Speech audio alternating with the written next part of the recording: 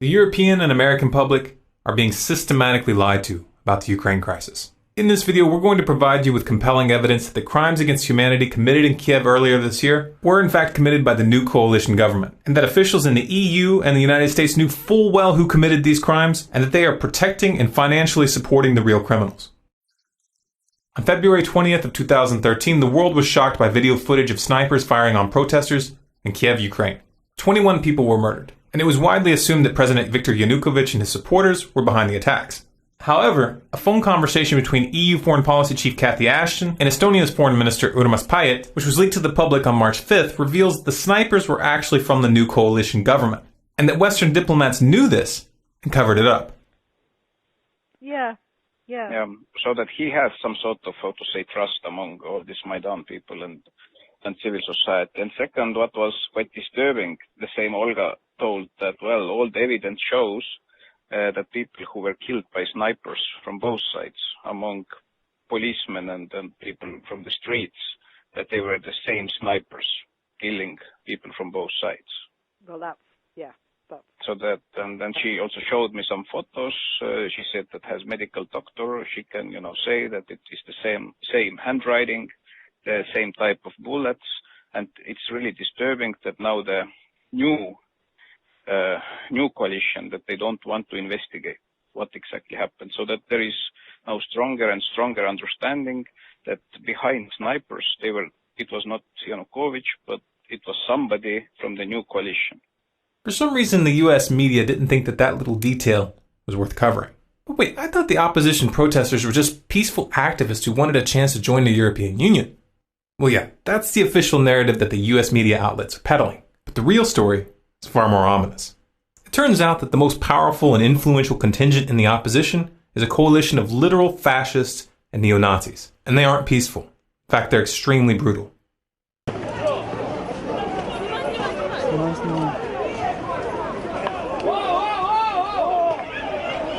The most prominent among these extremist groups is an organization called Svoboda. The Svoboda Party, which traces its roots to the Ukrainian Partisan Party of World War II, was loosely allied with Nazi Germany. Until 2004, Svoboda had been called the Social Nationalist Party, a deliberate reference to the National Socialism of the Nazis. And we're not throwing the term neo-Nazi around here as an empty slur. The leader of Svoboda, Oleg Tyahnybok, has openly targeted Jews and ethnic Russians in Ukraine for many years. In 2004, he was kicked out of Viktor Yushchenko's government for a speech calling for Ukrainians to fight against a, quote, Muscovite Jewish mafia.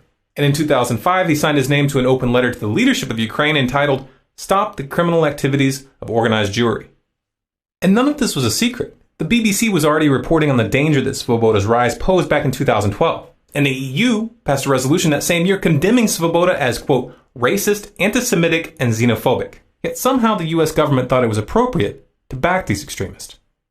This is a picture of Victoria Nuland from the US State Department meeting with Oleg Tyahnybok in February. And this is a picture of Senator John McCain sharing a stage with Tyahnybok in December. But why would the US government work with neo-Nazis? They thought that they could control the situation. They thought that they could install their puppets behind the scenes and manipulate the situation in their favor. That same Victoria Nuland who met with Svoboda in February was caught on another leaked call discussing who they would put in power. What do you think? I think we're in play. The Klitschko piece is obviously the complicated electron here, especially the announcement of him as deputy prime minister. And you've seen some of my notes on the troubles in the marriage right now, so we're trying to get a read really fast on where he is on this stuff. But I think your argument to him, which you'll need to make, I think that's the next phone call we want to set up, is exactly the one you made to Yachts. And I'm glad you sort of put him on the spot on where he fits in this scenario. And I'm very glad he said what he said in response. Good. So I don't think Klitsch should go into the government. I don't think it's necessary. I don't think it's a good idea. Yeah, I mean, I guess you think, in terms of him not going into the government, just let him sort of stay out and do his political homework and stuff. I'm just thinking, in terms of sort of the process moving ahead, we want to keep the moderate Democrats together. The problem is going to be Tyahnybok and his guys. And, I'm sure that's part of what Yanukovych is calculating on all of this. I think Yats is the guy who's got the economic experience, the governing experience. He's the guy, what he needs is Klitsch and Tony Book on the outside. He needs to be talking to them 4 times a week. I just think Klitsch going in, he's going to be at that level working for Yatsenyuk. It's just not going to work. Yeah, no, I think that's right. Okay. The mainstream media tried to draw your attention away from the important part of that conversation by focusing on the fact that she used a cuss word when referring to the EU. Did I write you that this morning? Yeah, I saw that. He's now gotten both Seri and Ban Ki-moon to agree that Seri could come in Monday or Tuesday. Okay. So that would be great, I think, to help glue this thing and have the UN help glue it. And, fuck the EU. The U.S. government thought that they could control this beast, but they were wrong. Svoboda and the right sector are not toys to be played with. These groups are armed, they're forceful, and they view this crisis as an opportunity to reshape Ukraine in their own image. This video shows a prominent leader from the right sector, Alexander Muzhichko, brandishing an AK-47 in parliament, letting them know who's in charge. This is the same Alexander Muzhichko who's made public statements in the past vowing to, quote, fight against Jews, communists, and Russian scum for as long as he lives. As long as I live, I will fight against Jews, communists, and Russian scum. Apparently, the US government has been a little slow to catch on to the fact that their hand has been exposed. In March, a senior US official told Reuters that, quote, since entering the Ukrainian parliament in October of 2012, the Svoboda leadership has been working to take their party in a more moderate direction and to become a modern European mainstream political party. The leadership has been much more vigilant about expelling or otherwise punishing individual members who engage in xenophobic behavior or rhetoric. Oh, so it's okay to use known neo-Nazi groups to topple a government as long as their leaders keep their people from saying anything stupid in front of cameras for a few months. The reality of the matter is that, as ridiculous as this position makes Washington look, they're trapped. They can't deny that Svoboda and right sector are running the coalition government when Svoboda holds 5 senior posts, including the deputy prime minister position. And the right sector's Dmitry Yarosh is now the country's deputy secretary of national security. But what about that dramatic video, I Am Ukrainian, that went viral as the crisis was unfolding? It was so compelling, so heart-wrenching. Yeah, but who made it?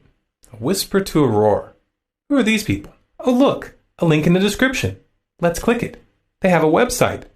And a behind-the-scenes section. Oh, it lists the filmmakers. Who's this here? Larry Diamond, inspiration and executive producer. He's also a member of the Council on Foreign Relations and the National Endowment for Democracy. And he's an advisor for the U.S. State Department. You know the funny thing about the National Endowment for Democracy? Is that even though they call themselves an NGO, they get virtually all of their money from the U.S. federal government. You can easily verify this by downloading their annual financial disclosures. I'm sure it's just a coincidence that the NED has been pouring massive amounts of money into Ukraine to, quote, strengthen democracy and civil society. That sounds nice, doesn't it? Democracy, civil society. Of course, by now you've realized that when they talk about spreading democracy, what they really mean is regime change. And they are willing to work with the most despicable elements when it's expedient. This is exactly the same game as they played in Syria. The U.S. government funded known extremists, literal terrorist organizations who have been documented massacring whole towns. And even after those extremists used sarin gas on thousands of civilians and got caught by the UN, Washington still covered for them. Even to this day, they are still funding those murderers. They are still training them. And they are still sending them weapons. There's a word for that. State-backed terrorism. But the situation in Ukraine didn't unfold as planned. The Parliament of Crimea in the south of Ukraine voted to secede. And they're putting the decision up for a public referendum on March 16th. The U.S. government claims that this referendum is unconstitutional and says that they won't recognize Crimea's decision as legitimate regardless of the outcome. So a foreign-backed neo-Nazi coup which takes control of the government without a vote is constitutional, but a declaration of independence placed to a general vote is not? Seriously, that's the best you guys can do? Who writes these scripts? Take a step back and look at the pattern. The real stakes of this drama are much bigger than Ukraine or Syria. And these are not random or isolated events. We are witnessing the final stages of a geopolitical chess game that is designed to end in war. But in order to get that war, they need to convince you, the public, that they didn't see this coming. They need you to believe that the other side was the aggressor. They're counting on you not paying attention to the fact that Obama signed an order targeting Russia with sanctions this past week and revoking the visas of a number of Russian diplomats. They're counting on you not noticing that Russia had warned that such a move would result in Russia dropping the dollar and encouraging others to do so as well. Oh, and did I mention that China is on Russia's side in this conflict? The same China who keeps our economy afloat by loaning us more and more money. That's a brilliant idea. start an economic war with China. These people are counting on you to be too naive to realize that economic warfare invites physical warfare. They're playing chicken with your children's future, and they think you're too stupid to connect the dots. Prove them wrong. I'm coming from Ukraine, from a country whose president, probably the only one in Europe, is Jewish. Vladimir Zelensky. And in the same time, I'm coming from a country which American Anti-Defamation League put on a list of the most anti-Semitic countries in Europe, after Poland. And I'd like to say this in order to show you the complexity of the issue when we speak about anti-Semitism in Ukraine. They use this, the presidency of Zelensky, in both ways. They say, nationalistic groups, political parties, activists, civil society, and many people say that this is a clear example of how Jews taken over Ukraine. Zelensky is saying in an interview that there is no anti-Semitism in Ukraine because he is Jewish. I was witnessing all these 30 years of Ukrainian independence since the collapse of the Soviet Union. The last 5 years is unbelievable rise of anti-Semitism, specifically and especially anti-Semitic rhetoric, especially in the social media. We've got, by our estimation, hundreds and thousands of everyday comments and rhetorics and statements every day, anti-Semitic, which we count as anti-Semitic incidents. Our government encourages nationalistic groups. Our government encourages glorification of Nazi collaborators, mass murderers, and murderers of Jews. Literally, there are hundreds of monuments, streets, named after killers of Jews. You can't this imagine in the West. То, что Степан Бандера герой для какого-то процента украинцев, и это нормально, и это классно, это... In February 1940, Bandera sent a letter to Melnik. He informed that he had taken over leadership. A year later, the Revolutionary Command of OUN unanimously elected Stepan Bandera chairman. Ukrainian police ordered all the city's Jews to assemble on September 29th and to bring only the essentials with them. A kilometer-long line of people was marched off, including 3-year-old Raisa and her family. I saw the grown-ups' legs. I called them white grandpas.